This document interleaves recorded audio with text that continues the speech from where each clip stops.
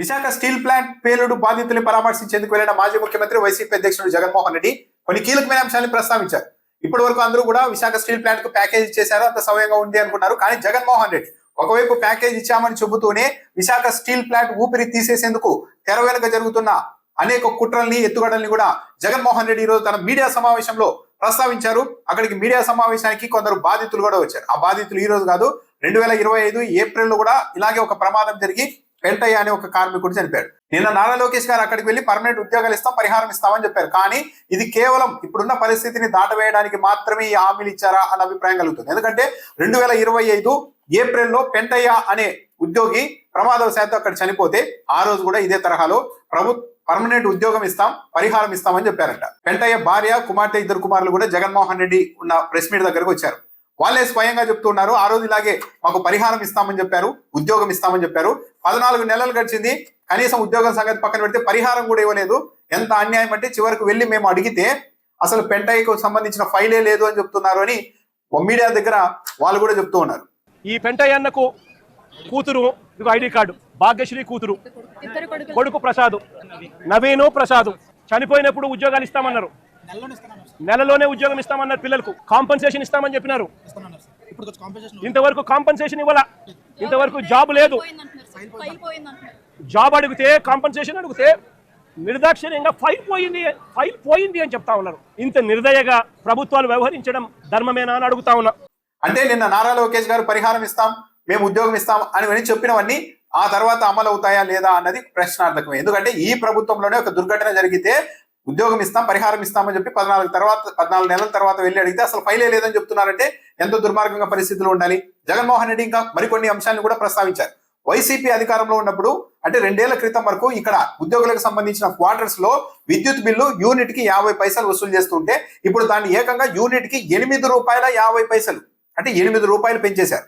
దీన్ని ఎందుకు చేస్తూ ఉన్నారంటే ఈ కరెంటు బిల్లు కట్టలేక ఉద్యోగులు, కార్మికులంతా ఈ క్వార్టర్స్ ను ఖాళీ చేసి ఇక్కడ నుండి వెళ్లిపోవాలన్న ఉద్దేశంతోనే, తరిమేసే ఉద్దేశంతోనే ఈ స్థాయిలో కరెంటు బిల్లు పెంచేశారు అని కూడా జగన్మోహన్ రెడ్డి వివరించారు. జగన్మోహన్ రెడ్డితో పాటు అక్కడికి కొందరు కార్మిక సంఘాల నాయకులు కూడా వచ్చారు. జగన్మోహన్ రెడ్డి చెప్పిన అంశాలన్నీ వాళ్ళు కూడా ధృవీకరించారు. అసలు దేశ చరిత్రలోనే ఏ కంపెనీ చేయని విధంగా విశాఖ స్టీల్ ప్లాంట్ లో జీతాలకు ప్రొడక్షన్ కి లింకు పెట్టారు అని కూడా జగన్మోహన్ రెడ్డి వివరించారు. అంటే ప్రొడక్షన్ జరిగితేనే మీకు జీతాలు ఇస్తాం, అది కూడా ఏది కాంట్రాక్ట్ కార్మికులకు కూడా కాదు, పర్మనెంట్ ఉద్యోగులకు కూడా ఎక్కడా లేని విధంగా ఇక్కడ మాత్రం పర్మనెంట్ ఉద్యోగుల జీతాలకు కూడా ప్రొడక్షన్ తో లింకు చేశారు అని కూడా జగన్మోహన్ రెడ్డి వివరించారు. అయితే 2024 వైసీపీ ప్రభుత్వం దిగిపోయే నాటికి విశాఖ స్టీల్ ప్లాంట్ లో మొత్తం 28,000 మంది పర్మనెంట్, కాంట్రాక్ట్ మొత్తం 28,000 మంది ఉద్యోగులు పనిచేస్తూ ఉంటే ఈ 2 ఏళ్ల కాలంలోనే ఏకంగా 10,500 మందిని బయటకు పంపించేశారు అని కూడా జగన్మోహన్ రెడ్డి వివరించారు. ఇప్పుడు జస్ట్ 16,000 మంది కార్మికులతో మాత్రమే ఈ ప్లాంట్ నడుస్తోంది. ఒకవైపు ఉద్యోగుల సంఖ్యను ఈ స్థాయిలో ఏకంగా 10,500 మంది తొలగించేసి బలవంతంగా కొందరిని VRS ఇప్పించి పంపించేసి రిటైర్మెంట్ అయిపోతుంటే మళ్ళీ రిక్రూట్మెంట్ చేయకుండా ఇలా పెట్టి ఇప్పుడు ప్రొడక్షన్ కి జీతాలకు లింకు పెట్టారు. ఇది ఎంత దుర్మార్గమైన విషయం అని కూడా జగన్మోహన్ రెడ్డి ప్రస్తావిస్తూ ఉన్నారు. నిన్న నారా లోకేష్ గారు 25 లక్షల రూపాయలు ఇస్తాం పరిహారం అని చెప్పారు. కానీ ఈ రోజు జగన్మోహన్ రెడ్డి గారు చెప్తున్నారు ఆ 25 లక్షలు అన్నది కంపెనీ ఇచ్చే డబ్బే, ₹1 కూడా రాష్ట్ర ప్రభుత్వం ఇవ్వడం లేదు అని చెప్పారు. LG పాలిమర్స్ దుర్ఘటన జరిగినప్పుడు రాష్ట్ర ప్రభుత్వం ₹1 కోటి ఇచ్చింది డైరెక్ట్ గా. ఇప్పుడు రాష్ట్ర ప్రభుత్వం కూడా మానవత్వం చూపాల్సిన అవసరం ఉంది. నిన్న ఇక్కడ పరామర్శకు వచ్చి నారా లోకేష్ చేసిన మాటలు చాలా అమానవీయంగా ఉన్నాయి. ఇప్పటికైనా చంద్రబాబు నాయుడు స్పందించి ₹1 కోటి చొప్పున పరిహారం ఇచ్చి మానవత్వాన్ని చూపెట్టాలి అని కూడా జగన్మోహన్ రెడ్డి డిమాండ్ చేశారు. నిన్న పవన్ కళ్యాణ్ గారు వైసీపీ హయాంలో స్టీల్ ప్లాంట్ ప్రైవేటీకరిస్తూ ఉంటే వైసీపీ ప్రభుత్వమే అమ్మేస్తుంటే నేను వచ్చి ఇక్కడ కూర్చొని అడ్డుకున్నానని చెప్పారు. జగన్మోహన్ రెడ్డి ఈ రోజు కొన్ని లేఖల్ని కూడా చూపించారు. విశాఖ స్టీల్ ప్లాంట్ ప్రైవేటీకరణను గట్టిగా అడ్డుకున్నది వైసీపీ ప్రభుత్వమే. 2021 ఫిబ్రవరి 6వ తేదీన ఒకసారి, 2021 మార్చి 9న రెండోసారి ప్రధాని నరేంద్ర మోడీకి స్వయంగా రాష్ట్ర ప్రభుత్వం తరఫున మేము లేఖ రాశాం. ప్రైవేటీకరించడం కరెక్ట్ కాదు, ఈ విశాఖ స్టీల్ ప్లాంట్ ను కాపాడుకోవడానికి ఉన్న మార్గాలను వివరిస్తూ మేము లేఖ రాశాం.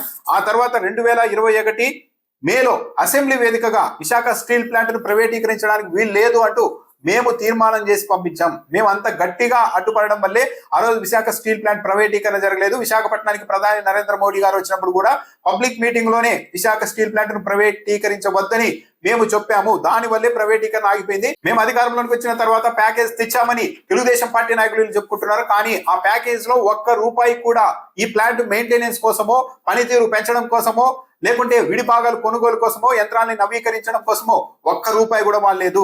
బలవంతంగా వీఆర్ఎస్ ఇచ్చి పంపించే ఉద్యోగుల కోసం, బ్యాంకు రుణాలు చెల్లించడం కోసం మాత్రమే దాన్ని వాడారు. అలా వాడుతూనే ఒకవైపు ఉద్యోగుల్ని తగ్గిస్తూ మొత్తం పొగబెట్టేలాగంటే క్వార్టర్స్ లో ఉన్న వాళ్ళకి సంబంధించి కూడా విద్యుత్ బిల్లును పెంచేయడం, ఇవన్నీ చేయడం ద్వారా విశాఖ స్టీల్ ప్లాంట్ ను దెబ్బతీసే ప్రయత్నాలు జరుగుతూ ఉన్నాయి. కాబట్టి ఇప్పటికైనా సరే రాష్ట్ర ప్రభుత్వం, కేంద్ర ప్రభుత్వం విశాఖ స్టీల్ ప్లాంట్ మీద ఇలాంటి ఎత్తుగడలు వేసి దీన్ని దెబ్బతీసే ప్రయోగాలు మానుకోవాలి అని కూడా జగన్మోహన్ రెడ్డి డిమాండ్ చేశారు.